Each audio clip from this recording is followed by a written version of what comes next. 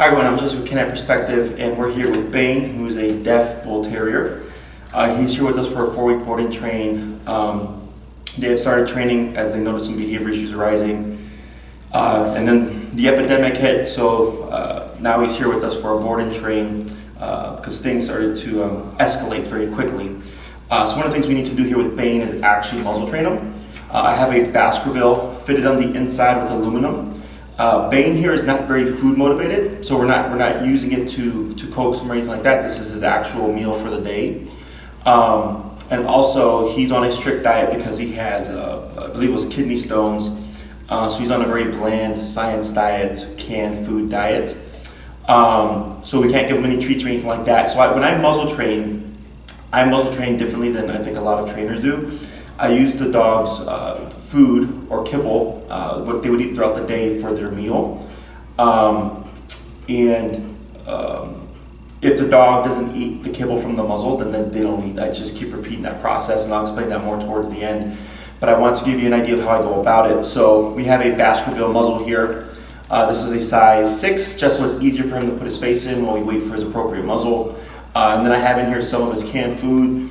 And since it is canned food, I have a bowl with a spoon to the side of me, and he's also getting medication, so I want to make sure he gets the medication for the day. So what I want here from Bane is simply just to put his face in.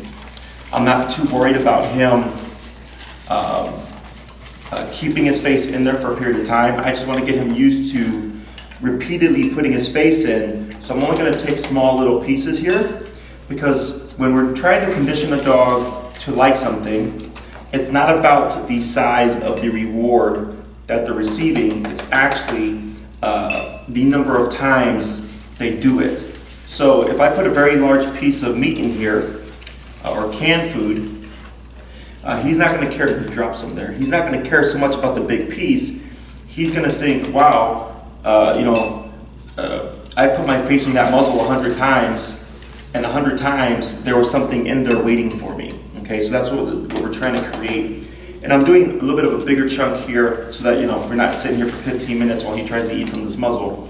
And it's very quick, it's very rapid fire in terms of refilling and presenting it back to him again to eat from. That's also a big part of the process. So one mistake that I see a lot of trainers make when they try to counter condition is they're very slow with their reinforcement rate. And what that means is the dog's attention or the turnaround process is going to be much, shorter. There we go. Yeah, boy. So like here, I'm trying to get this every couple of seconds as soon as he eats. So if I had like another person to help me, that'd be awesome, because I could keep just refilling and feeding, refilling and feeding.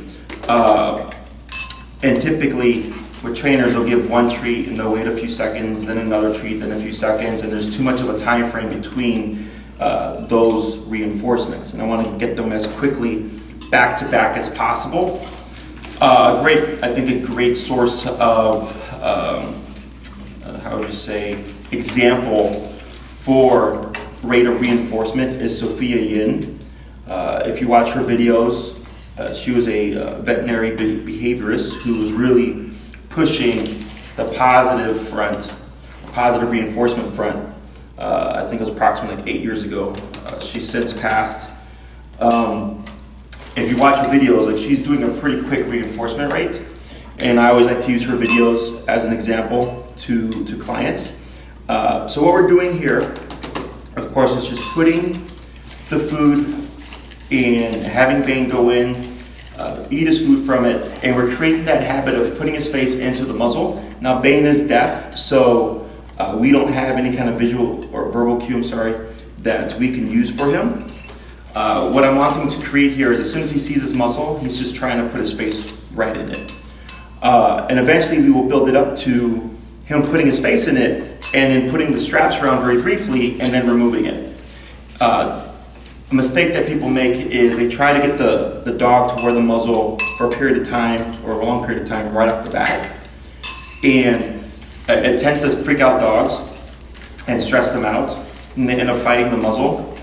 trying to remove it, and they scratch up their face and stuff. So this is a very tedious, long process in my opinion. Some dogs get across it very quick. Other dogs take quite a bit. There's no way to tell. That's why I always tell people, start muzzle training your dog the moment I tell you to, and I'll give them all the resources. And almost always, people will wait until the week before they need the muzzle, and then they try to last minute, high school project, approach. And then they bring the dog, and they're like, the dog's still not muzzle trained. And I was like, well, that's why we want to start that, at the very beginning, as soon as we know. Even if the person hasn't even confirmed being a client with me, I'll tell them, hey, if you're gonna train, you might as well start that process now. So regardless of whether or not you train with me, my company, if you go to another trainer who's gonna tell you to use a muzzle, you've already done all the precursor work. So I always recommend that you get started. If you know your dog is going to need behavior work for aggressive type behaviors, human aggression, dog aggression, things like that, just start muzzle training your dog immediately. It's very easy to do. It's going to take a few minutes out of your day. So we're hitting the end of Bane's food here. So you can see here, I've taken his meal, and we're probably approaching maybe 30 to 40 entries and re-entries into the muzzle to eat his food here. So it's maybe taking me about 5 minutes. And this is only half of his meal. We're going to do this 4 times a day. So it's not only several times within a training session, it's several times within a short training session and several training sessions throughout the day. So I've taken his 2 meals, and we're going to split it up across 4 times throughout the day, which then creates an even larger number of experiences for him to create that positive association, okay? So that when we return him in 4 weeks, him wearing the muzzle in the home is not going to be an issue. Excuse me. So hopefully, he progresses rather quickly. He's not minding putting his face in the muzzle too much. For those that struggle with dogs that do not want to eat out of the muzzle, because that's going to happen, I don't like using treats because the dog's still getting their nutritional value from their meals, and the dog will just think to himself or themselves, well, I don't need to eat that because I know I'm going to get fed, later tonight or whatever. So I use the kibble. I present it to the dog, and a lot of times they'll come and sniff the muzzle and then walk away like I'm not going to eat from that. Then they don't eat, okay? And then I try again later in the day. That's why we do multiple times a day. So if the dog gets 2 cups of food a day and decides not to eat the morning meal, and I do half a cup, so 2 cups would be split into 4 sessions, half cup, half cup, half cup, half cup. So if they don't eat that half cup in the morning, then when I try again in the afternoon, I'm not going to compensate with a full cup. I'm presenting another half cup. People tend to feel bad, and they present the dog with a full cup, and that's going to work against you. You want the hunger to build. It's against instinct for a dog to starve themselves to death. So it's a half cup, and they don't eat. Okay, then I try later in the day, early evening, half cup, they don't eat. In the evening, half cup, they don't eat. I try the next day. So they've gone now 1 full day without eating anything. We try the next day. Maybe they nibble a little bit, and they'll grab some kibble and they'll pull back. And then I remove the muzzle. I don't let them, because what they're learning is I can eat what's in the muzzle by simply grabbing it and pulling my face out and then dropping it on the ground and eating it from the ground. You don't want your dog to learn that behavior. You want to teach them, like Bane was doing here, to eat with his face in the muzzle. That's what's going to help you condition your dog to like keeping their face in the muzzle, because that's the only time they're going to get food, period. It's a very black and white approach. Let me drop the piece here. I'll use that for the muzzle. It's a very black and white approach, but dogs thrive with very strict structure. And eventually, a few days may go by, and you might be on day 3 or whatever of your dog finally, good job, buddy, putting their face in the muzzle and eating from it and keeping their face in there. That's what you're looking to create. And then from there, you can start building it towards